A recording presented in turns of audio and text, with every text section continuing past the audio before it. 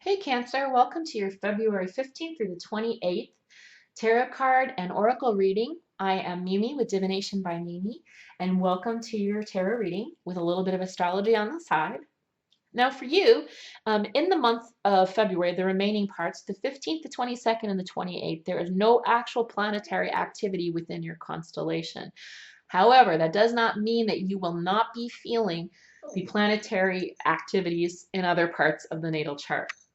For example, Aries is packed right now with activity. One of the planets is something that's kind of an akin to you planet, that's Venus. She is at home with her lover, Aries. But Aries also has two other things going on. Number one, his home ruling planet, Mars, is in his home, is in his constellation, which means things are moving fast. In addition to that, he's got Uranus, which means things are moving fast and unpredictably. And in addition to that, Uranus is forming an opposition with Jupiter for the most of this time, which basically means that everything is moving fast, unpredictably, and expansively. Now, your ruling planet, of course, is the moon. Now, let's try to give you an idea of where the moon is throughout this time. The 15th, the moon is in Libra, which also has Jupiter in its sign at that time. And of course, that is all, that's the North Node too. I'm sorry, what is there? No, sorry, it's Jupiter and then the moon on the 15th in Libra. So Libra is ruled by Venus, romantic, about justice and fairness. Jupiter in Libra, and he's also the relationship. He rules the seventh house. So Jupiter in Libra is expansion in relationships. It's all about the other, you versus the other. So that's nice for Cancer. Cancer's all about relationships and love. The moon will be visiting there on the 15th, your ruling planet, so you should feel that kind of expansive relationship energy, improving a great deal. So that's great. We know you're happy when you're feeling, because that is your mantra, I feel. Now, your ruling planet then, when we move on to the next portion of the month, is the 22nd. The moon will have moved on to Capricorn at that point. So Mercury is also there. So you might feel a little bit of that push-pull energy of the fact that Cancer and Capricorn are in opposition. Okay. And then when we move on to the very end of the month, the 28th, let's see what we've got. The moon will be in Aries. You will feel fast-paced, fiery energy, possibly sexually driven, very masculine energy for you, which is it's a feminine element, feminine sign. Whether you're male or female doesn't matter. We all have both of them in us. However, you will feel the full impact of Aries with the moon in Aries, as well as Mars in Aries and Uranus in Aries and Venus in Aries. So hopefully that gives you a little bit of a overall look at how things are astrologically. Now let's move on to your tarot. We're using the Thoth deck, and this will be a 3-card spread. The 3-card spread, oh, I'm sorry, we will clarify with the Oracle deck, archetype Oracle deck. Is based on Jungian archetypes. Okay. We're going to do a 3-card spread based upon the peak of the tree of life. So this would be the supernal triangle, which is comprised of Keter, which will be the superconscious, Chokmah, which will be conscious mind, and then Binah, which will be subconscious mind. So we'll be looking ultimately at superconscious, which is God, source, spirit, the collective, if you're not a spiritual person. We'll be looking at a Chokmah, which is the conscious mind, what's literally on your mind day to day, and then Binah, which is perhaps what's a little bit hidden to you, but with a little bit of openness and connection with the source, you'll be able to read something because it's telling you something. That's Binah. That's the feminine energy, the subconscious. All right, so with that, let's get started with your reading. Cancer, ruled by the moon. The eternal, maternal, and paternal. Love and family. Your card in the deck in the major arcana is the Chariot. Oops, he said no there. He says pay attention.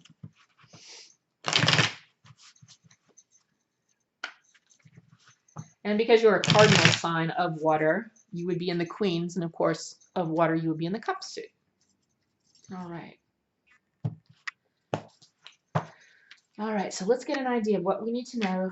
Superconscious, conscious, and subconscious. All right.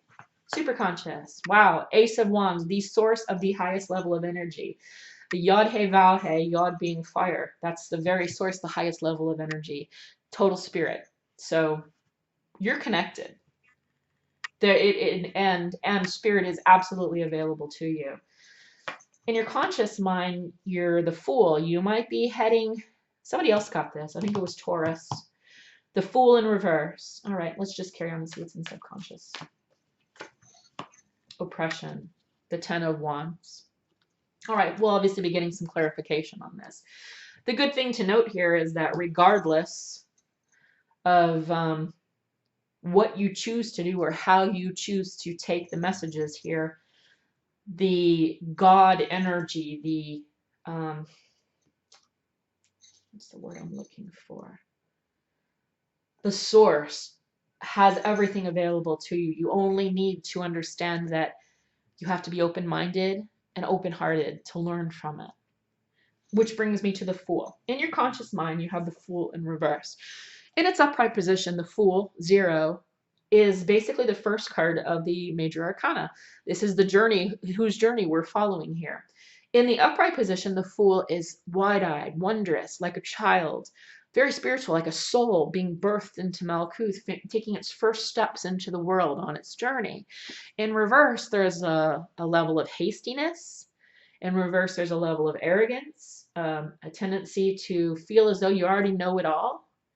And you can be a little bit stubborn in this way. And this is what I'm getting, the vibe I'm getting right now. And the word I heard was stubborn. You're being stubborn in what you think you know. You're being stubborn in what you think you've experienced and what you think other people are thinking. That's something that's coming through too. Yeah. You're definitely getting a vibe. This is telling you you don't know it all. You don't know what other people are thinking. Do not use a knee-jerk reaction when interacting with people because this energy is so right with you. The superconscious is with you. This is absolute fire, the essence, the source of fire, which is the superconscious, Keter. But you don't seem to be connecting with that. And in the subconscious, I'm getting the same vibe here. So you've got the 10 of Wands in reverse. Now, that's a good sign in a sense. The 10 of Wands in the upright is oppression. It's the end of a cycle. You've taken on way too much, and it's taking its toll. That hence the word oppression. However, in reverse, there's a tendency for me to think that you're letting some of this go, that you're releasing some of those wands to, I don't want to say to what will be, to the chaos of what will be, because we all know that there are no accidents, right? So it appears as though on a subconscious level, you're letting go of something. But on a conscious level, you think you've got it in the bag. You think you understand what someone means when they're communicating to you. You think that you understand how someone feels towards you, and perhaps you don't. So try to open maybe do some meditation with the heart chakra, focusing on the heart chakra and the crown chakra. And listen, because subconsciously you're letting go of a need to control. You're letting go of a need to control what you don't have control over, which I think is this here. I think that this is talking about someone in your life or situations in your life where in the past you've had this feeling that if you just, because you know how people operate, you just know based upon what you've experienced, you can pretty much jump to conclusions and just know what's motivating people and how they feel towards you. And you could very well be wrong. And I don't think you really want to be wrong because you care about people. So I would urge you to connect. If you haven't been meditating lately, I would urge you to do that. And meditate specifically, perhaps with some rose quartz on the heart chakra and the crown chakra. You need to reconnect to source because the root, it's there. That's the root, the essence of everything, of Yod, God. In your subconscious mind, you're already letting go of the need to control everything. So all you need to do is consciously get aware of the fact that, and I think it's pretty clear. It's not a rough thing that you're going to have to get over. You just need to understand that everything's available to you. Subconsciously, you know you need to let go, that you don't know it all. And that just means that you need to shift your awareness around to the idea of, you know what, I don't know it all. Yeah, stuff has happened to me before, but that doesn't mean everybody is that way. Or it doesn't mean that just because it happened like this before, it's always going to happen like that. I hope that makes sense. Let's get some clarification with the archetype card, and specifically I'm going to do this on the Fool that was in reverse here. I think these are very clear.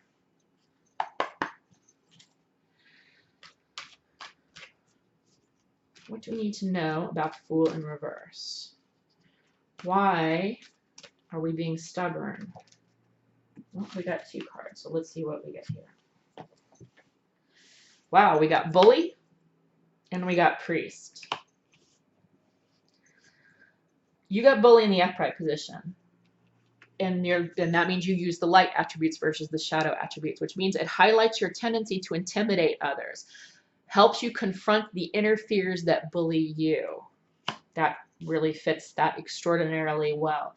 Again, you're understanding subconsciously you can't force people to do something that they don't want to do. You have to let go and understand you don't know it all. And I think that the need to be this is coming from a place of feeling out of control yourself. Perhaps there was a time in your life, maybe when you were younger, when you weren't in control. Now, the other card that popped up for you was the Priest in reverse. I'm not sure what this means to you personally. It may resonate with some of you, it may not. In the upright position, Priest's light attributes are facilitate spiritual commitment, serves as a channel of spiritual energy. But at the moment, you're in the shadow because it came up reverse. You, whoever this is that this applies to, violates the trust of your spiritual community, seduced by your own spiritual role. And again, I think this is speaking back to an arrogance. And the arrogance isn't because you're a bad person. The arrogance is there because you're trying to avoid pain. Don't we all want to avoid pain? And to do that, you're trying to hastily and arrogantly control everything. But you know, you can't. You already know. So again, with all the other signs, but particularly you, I would focus on the heart chakra, the crown chakra, use some rose quartz, perhaps, burn some patchouli incense if you've got it, or whatever feels good to you, and reconnect, because your subconscious already knows you can't control. You have to release, surrender. I think I said this recently for another sign. You need to surrender to the flow, the fact that you don't know it all, that you can't control everything. That's hard. It's hard when you've been hurt before to let go of those reins. Chariot.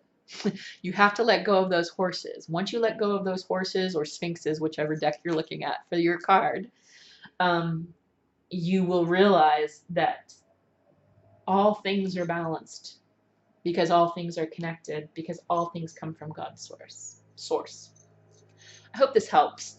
I don't think it needs further clarification. If you have questions, by all means, leave a message in the comments box below. Sorry for the loud noise.